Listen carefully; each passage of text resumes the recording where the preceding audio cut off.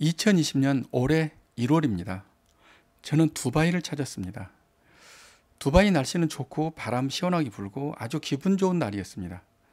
이번 여행 역시 휴식도 겸하지만은 성공한 관광지를 찾아서 분석하는 목적도 함께 있습니다. 여기 두바이 관광지는 어디인가? 관광지가 된 이유는 무엇일까? 그런 이유나 비결을 찾아보려 합니다. 그래서 세계에서 가장 큰 두바이 액자 건물을 찾았습니다.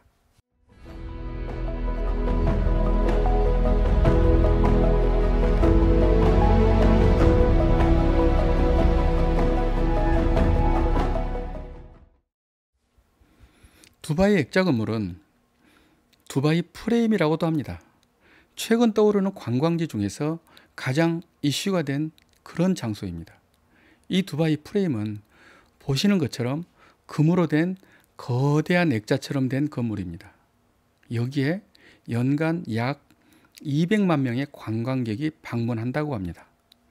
제가 찾은 시간은 이른 아침인데도 관광버스가 계속 들어오고 꼭 저와 같은 관광객들이 또 계속 줄지어서 많이 따라 들어옵니다.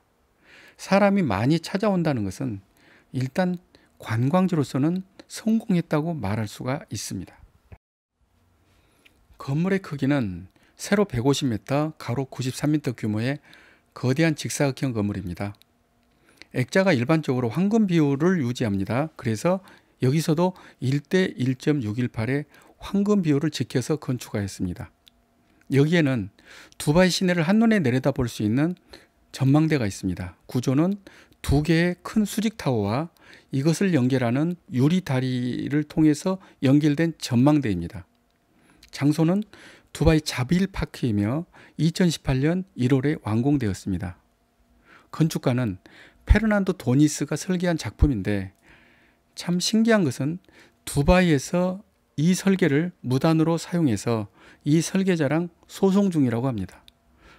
부자 나라인데도 이런 일이 생기는 것은 참 이해가 되지 않는 일입니다.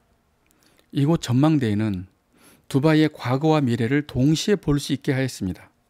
과거는 개발이 덜 된 북쪽 지역을 보라는 것입니다. 이 북쪽 지역은 돛담배가 떠다니는 등 전통시장 같은 두바이의 구시가지를 볼 수 있다는 것이고, 미래를 보라는 것은 남쪽을 보라는 그런 말입니다. 남쪽에는 현대적이고 화려하고 빛나는 말이나 현대적인 건축, 화려한 랜드마크로 이루어진 두바이의 신시가지를 볼 수 있다, 이런 말입니다.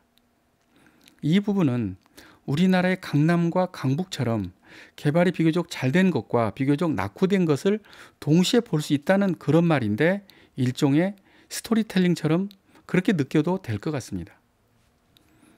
두바이 프레임을 방문하기에 가장 좋은 시간은 오후 5시라고 합니다.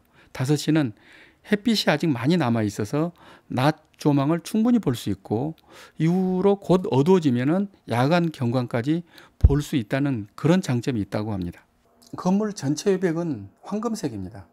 여기에 동그란 무늬는 두바이 엑스포 로고랑 연결시켜서 같은 무늬를 사용한 것입니다. 위층은 전망대이고 아래층은 두바이 변화를 보여준다는 박물관이 있습니다. 입장료는 어른이 15,000원 정도.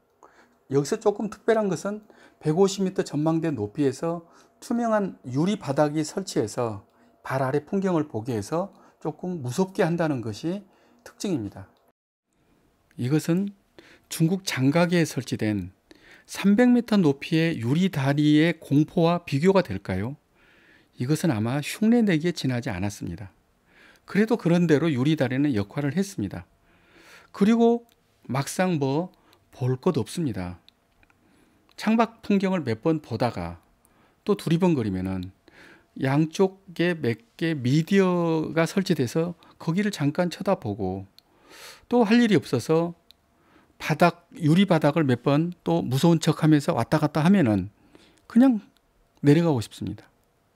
이거는 사실상 이렇게 기분일 뿐이지 와서 사실 볼 곳은 별로 없다는 말을 드리고 싶습니다. 그러면은 두바이 액자 건물의 성공 요인은 무엇일까요? 2019년 5월 12일 일요일, 이날 이 성공 요인이 결정된 날입니다. 무슨 날일까요? 바로 세계 최대 액자로 두바이 프레임이 기네스북에 올라간 날입니다. 그렇습니다. 제가 본 성공 요인은 딱 하나입니다. 그것은 세계 최대의 크기입니다. 아니, 그것보다도 기네스북에 올라갔다는 사실, 그 사실입니다. 현실적으로 액자 크기로 기네스북에 도전한다는 것은 누구도 그런 시도를 하지 않기 때문에 경쟁자도 없습니다. 그래서 기네스북에 올린다는 것도 너무 쉬웠을 겁니다. 그래도 기네스북에 올린다는 것은 사람들의 호기심을 자극하는 데 큰 몫을 합니다.